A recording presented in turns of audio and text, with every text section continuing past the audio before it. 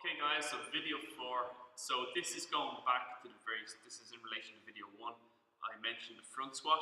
I like to start clients off with basically one-legged exercises like split squats up at the box, and then moving to goblet squats, and then from there moving to the front squat once they become efficient at those other two movements.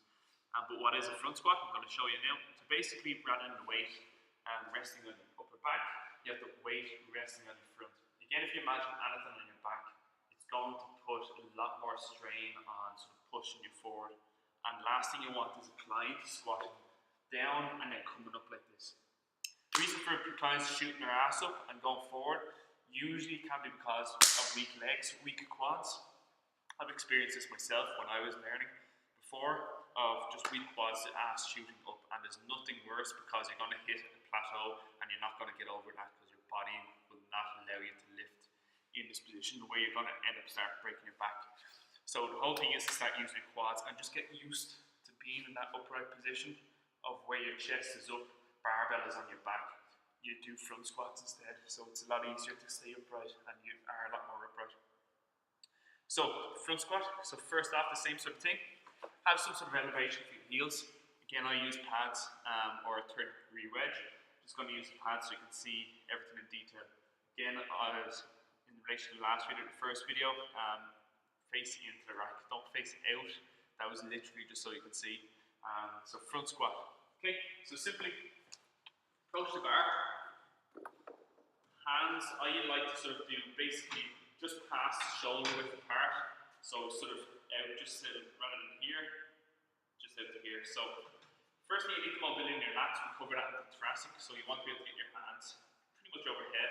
If you can't, this will also help. I like using the hook grip, by the way, which I'll describe later on. So approach the bar, bring your elbows underneath. When you bring your elbows underneath, you also sort of bring in your shoulders, round them slightly in, just so that you have this platform. Again, you try and stay as upright as possible, but just to start off with, don't be afraid to bring your shoulders slightly in and get those elbows up and rest on your deltoids, which is your shoulders. Elbows up underneath. Never ever let all your fingers slip out like this, because literally that's going to happen. It's going to cave down.